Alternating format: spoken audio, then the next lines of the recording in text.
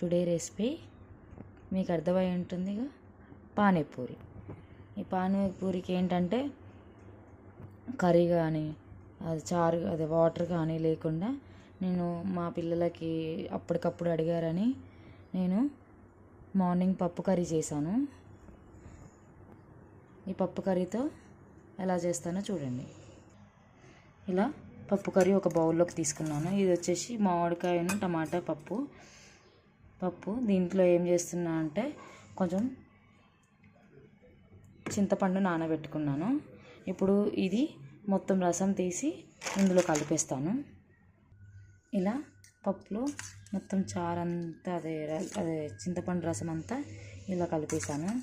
ఇదేమైందంటే ఇప్పుడు మంచిగా పుల్లగా టేస్టీగా ఉండిద్ది. ఇది పిల్లలకి ఏంటంటే ఉప్పు కారం పప్పులు ఉన్నది సరిపోయిద్ది. అదే మనకైతే కొంచెం లైట్ ఉప్పు కారం వేసేసుకోవాలి. మళ్ళీ ఏంటంటే మనకైతే వేడి చేసుకోవాలి కొంచెం రసంని. దీన్ని ఇలా కొంచెం చింతపండు పిసికి పోసాక కొంచెం సాల్ట్ వేసేసుకోవాలి.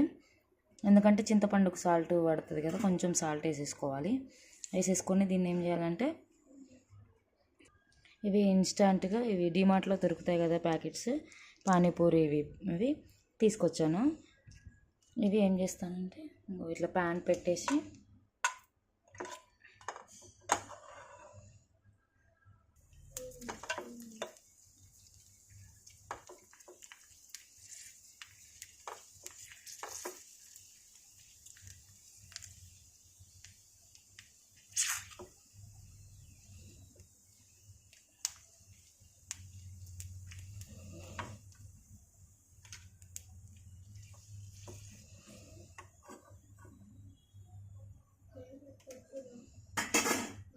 ఇలా మీకు కావాల్సినవన్నీ ఇట్లా గోలిచ్చేసుకోవాలి.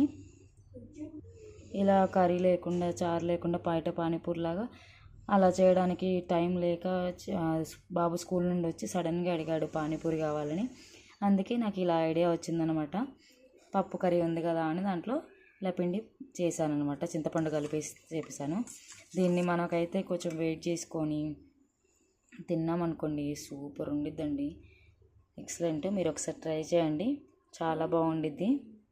ఓకేనా?